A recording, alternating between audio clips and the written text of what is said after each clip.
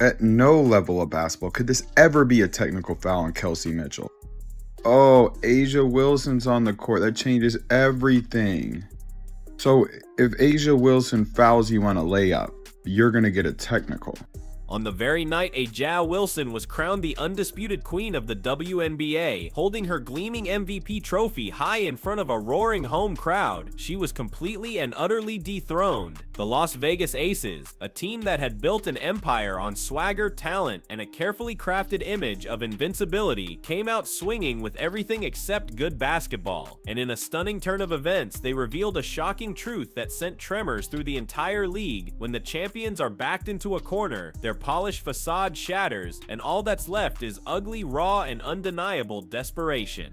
This was supposed to be a night all about A'ja Wilson's legacy. She made history before the ball even tipped, but the game that followed reminded the Aces how tough this playoff run will be. The Indiana Fever have pulled off the upset, the 6th seed, beating Vegas 89-73 to take game. The stage was perfectly set for a coronation, not a competition.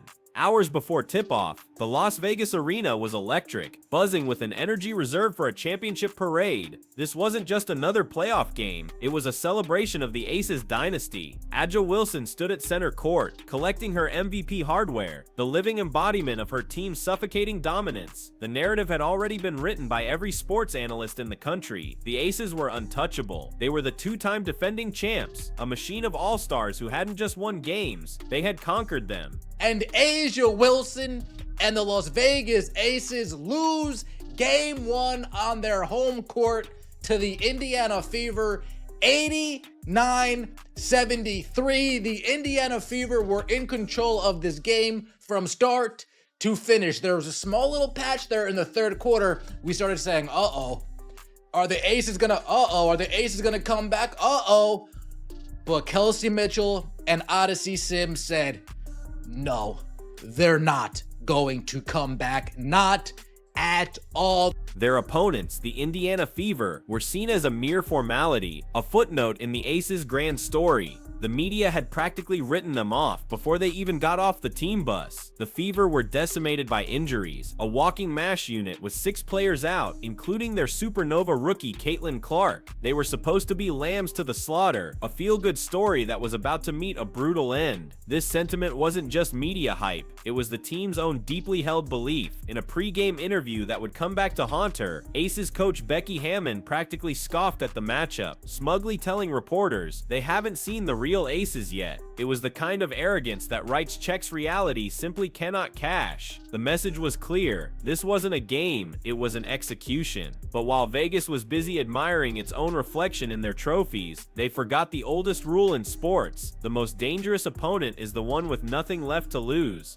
You actually just referenced it twice. It is Indiana.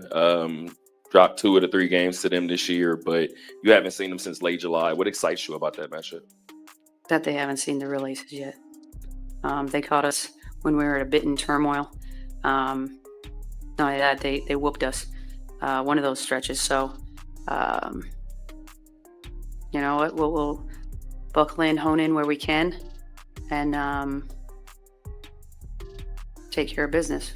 From the opening possession, that pre-written script was thrown directly into a shredder. The Fever, the team everyone dismissed, didn't just compete, they dictated the entire flow of the game. They were faster, sharper, and played with a ferocious, disciplined energy that clearly shocked the champions. The Aces, for all their talk and all their swagger, looked flat-footed, confused, and a step behind. And once they realized their overwhelming talent alone wasn't going to be enough to intimidate this underdog squad, their entire game plan devolved into something far uglier. They abandoned clean basketball, and the mask of professionalism began to slip, revealing the desperate snarl beneath. But on the court, the Fever crashed the party. Kelsey Mitchell dropped a playoff career-high 34 points to spoil the night with an 89-73 win. In the second half, I just felt like our physicality and our pursuit was not there. Like, we died on screens.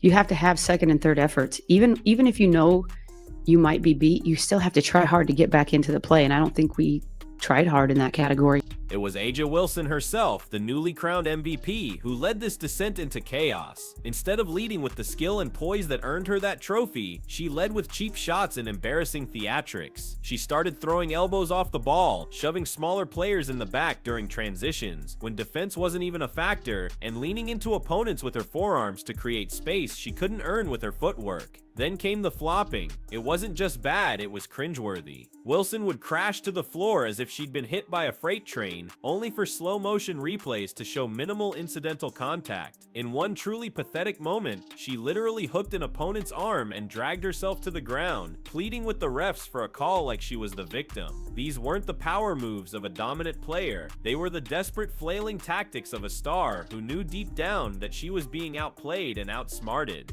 You better not blank on the mission, bitch. You might get ranked. Shot back. Let it go. Right. Go. With it. Flash somebody. Die. You don't want to fight no hitter? No. Nigga, I'ma shoot you in the face.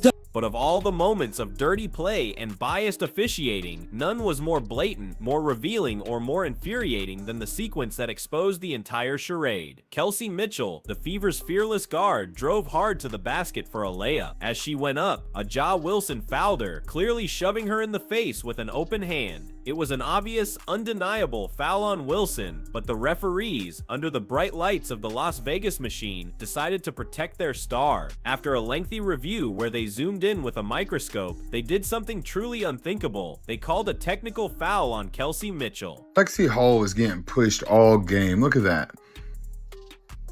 Like elbowed, pushed, but guess who fell? That's an illegal screen. She leans into Lexi Hall, pushes her. Look at this. Pushes Lexi Hall down. Like, I can't take this crap. I'm sick of watching it over and over. That's a moving screen. And then pushes her again. Look at that. You can't do that. They didn't call any. This is the only one they called a foul.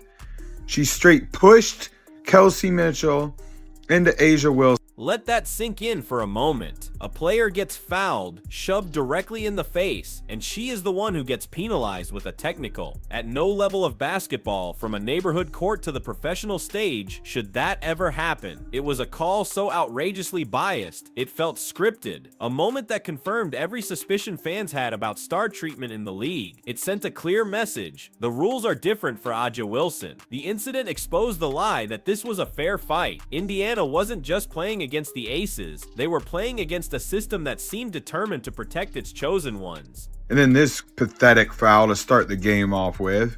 But ball never lies. I love when karma happens. Yeah, miss your free throw. And then here we go. Check this out. A foul. Look at this when she swings her elbows on Powers. And Powers just holding her ground, but it's a foul. Let's go through this. This is A'ja Wilson. I'm so big and bad. No, you didn't get touched. It wasn't that cool. You made a layup.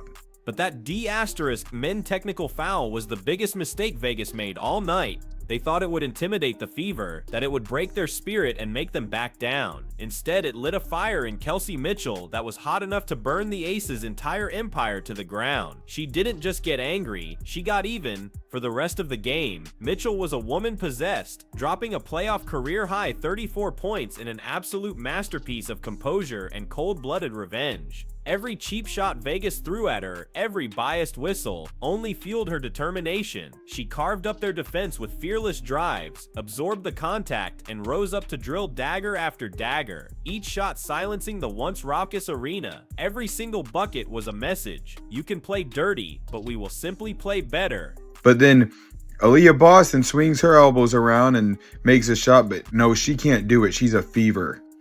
An Indiana Fever. She said, that's a flop. That's what Caitlin said. Here we go. A'ja Wilson. Look at her trying to flop to get a call. Nobody touch you. And this is the biggest bullcrap of the game. So Kelsey Mitchell goes in for a layup. A'ja Wilson shows them their lip, so they review it. Ever see an Indiana Fever player get a review when they're called for a foul and they zoom in with a microscope and call it technical?